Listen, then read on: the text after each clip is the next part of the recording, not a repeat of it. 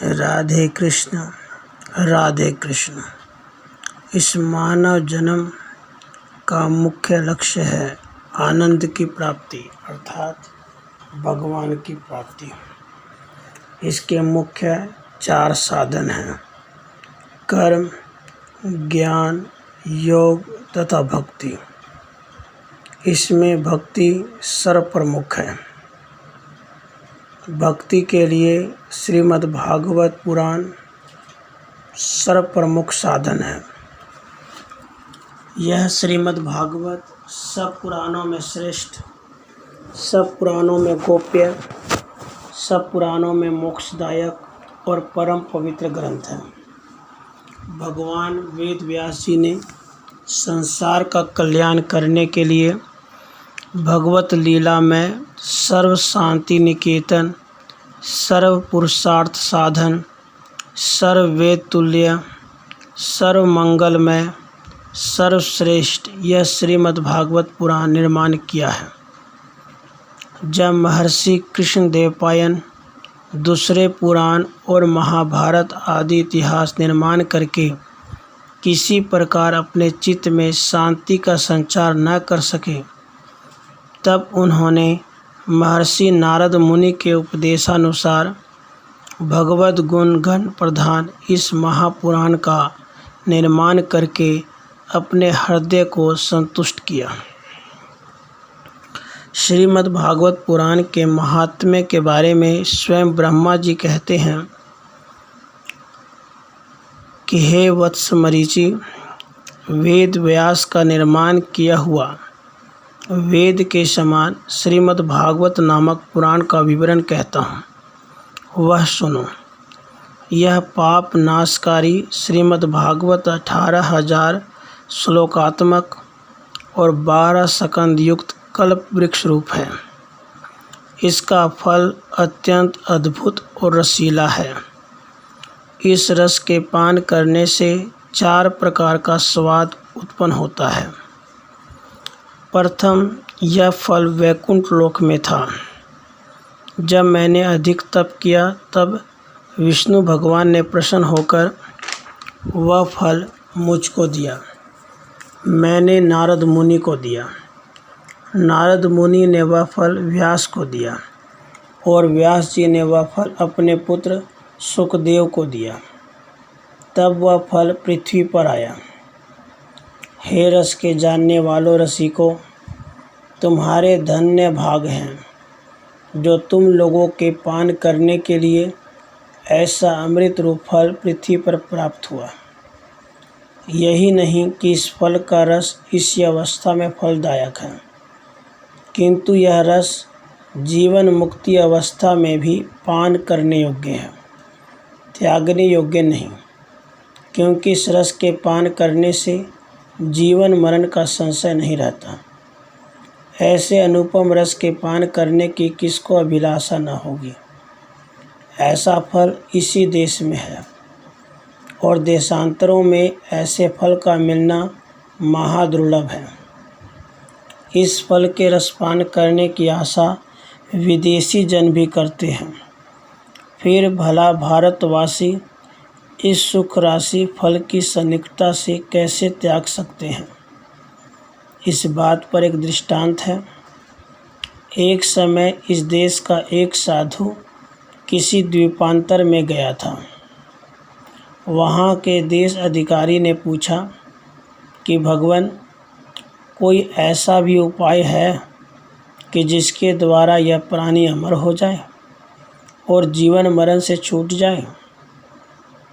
तब उस महात्मा ने कहा, भारतवर्ष में एक वृक्ष ऐसा है कि उसके फल का रस पीने से प्राणी अमर हो जाता है। यह वचन सुनकर देशाधिपति ने अपने मंत्री को भारतवर्ष में इस अमृत फल की खोज करने के लिए भेजा। वह संपूर्ण स्थानों में भ्रमण करता रहा और उसको कहीं ऐसा फल न मिला जैसा उस साधु ने बतलाया था। तब वह निराश और श्रांत होकर एक स्थान पर बैठ गया और अत्यंत पश्चाताप कर कहने लगा कि मेरा संपूर्ण परिश्रम बेकार हुआ और उस साधु ने भी असत्य कहा और साधु की निंदा करने लगा।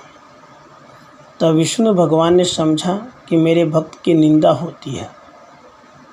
उसी समय एक सन्यासी का रूप धारण कर उस मंत्री के समीप आकर प्रकट हुए और कहा कि तुम क्या कर रहे हो? साधु भी कहीं असत्यवादी होते हैं? कदापि नहीं। तब उस मंत्री ने अपना सब वृत्तांत सुनाया और अपने आने का कारण कहा।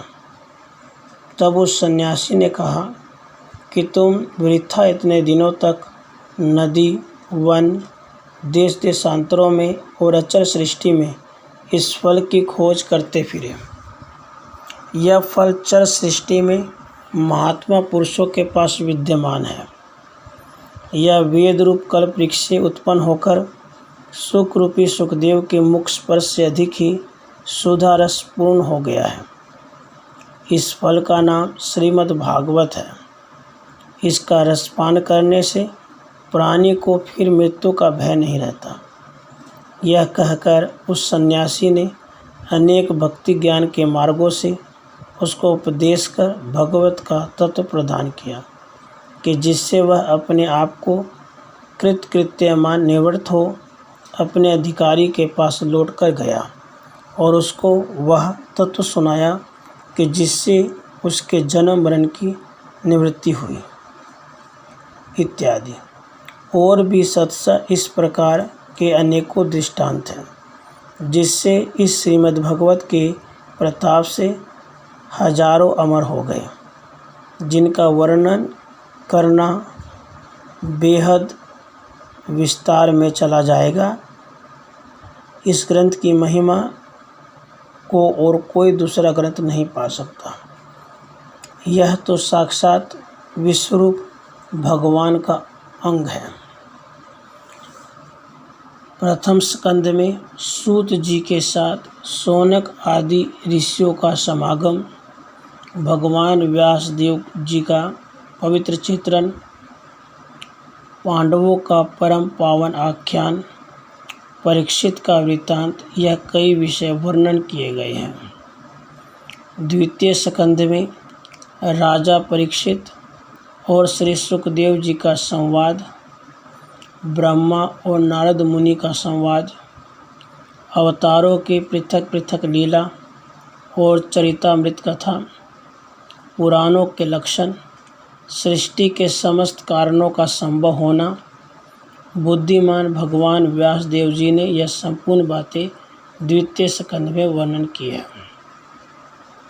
प्रथम विदुर चरित्र, विदुर जी के साथ मैत्रेय जी का मिलना, उसके पीछे परमात्मा ब्रह्मा की सृष्टि का प्रकरण, कपिल देव जी का बनाया हुआ सांख्य योग शास्त्र, यह सब कथा तीसरे स्कंद में वर्णन की गई है। प्रथम सती का उपाख्यान, फिर ध्रुव चरित्र, राजा पृथु का पवित्र इतिहास, इसके उपरांत प्राचीन बरही की कथा, विसर्ग संबंध में चतुर्थ स्कंद के मध्य यह विषय वर्णन किए गए हैं। प्रियव्रत राजा का चरित्र, प्रियव्रत के पुण्य की और वंश की कथा, ब्रह्मांड अंतर्गत समस्त लोकों का वर्णन, नरक वर्णन, संस्थान संबंध में पंचम स्कंद के मध्य यह सब कथा वर्णन की है। प्रथम अजामिल का उपाख्यान, दक्ष प्रजापति की सृष्टि का निरूपण, इसके उपरांत वृत्रासुर का चरित्र, 49 मरुत के जन्म का वृत्तांत, छठे स्कंद के विषय परिपोषण संबंध में वेद व्यास जी ने यह कथाएं वर्णन की है। भगवत भक्त प्रहलाद का पवित्र चित्रण, वर्णाश्रम का निरूपण, सप्तम स्कंद में यह सकाम कर्म विषय व्यास जी महाराज ने वर्णन किया। गजराज और ग्रह का युद्ध, मनवंतरों का निरूपण, समुद्र का मथना, राजा बलि का वैभव और बंधन, मत्स्य अवतार का चरित्र, यह अष्टम स्कंद में वर्णन किया है। सूर्य वंश के राजाओं की कृति, चंद्र वंश के राजाओं का सुयश। इस प्रकार वंशावली के ही कीर्तन से यह नवम स्कंद समाप्त हो गया। श्री कृष्ण चरित्र आनंद कंद का बाल चरित्र, कौमार अवस्था के लीला, ब्रज विहार, कैशोर दशा के चरित्र, मथुरावास, गो चरावन लीला, द्वारकापुरी का बसाना और दुष्टों का मारना, पृथ्वी का भार उतारना, दसम स्कंद के निरोध विषय में यह कथा वेद व्यास जी ने कही है। नारद जी के साथ वासुदेव जी का संवाद, दत्तात्रेय जी के साथ यदु की वार्ता, श्री कृष्ण उद्धव का संवाद, यादव लोगों का परस्पर संग्राम और उसी में सबका संहार और अपनी माया के प्रभाव से पृथ्वी को त्याग कर वैकुंठ बिहारी का वैकुंठ को जाना, यह मुक्ति विषय एकादश स्कंद में वर्णन किए हैं। प्रथम कलयुग का भविष्य वृत्तांत, परीक्षित का मुक्ति पद को प्राप्त होना, वेद की शाखाओं का परिणयन, मार्कंडेय जी का अद्भुत आख्यान, सूर्य की विभूति का वर्णन, उसके बाद भगवान की विभूति, पुराणों के श्लोकों की संख्या, द्वादश स्कंध में इन कथाओं का वर्णन किया है। तो इस प्रकार जो भी भक्त इस संसार सागर के पार होना चाहते हैं उसे यह महापुराण श्रीमद् भागवत सुनना चाहिए, जिसे व्यास देव जी के पुत्र श्री सुखदेव जी ने राजर्षि परीक्षित को सुनाया है। तो आइए श्रीमद् भागवत का महापुराण पढ़ें और उन्हें जानकर अपना जीवन कल्याणमय करें। राधे कृष्ण, राधे कृष्ण।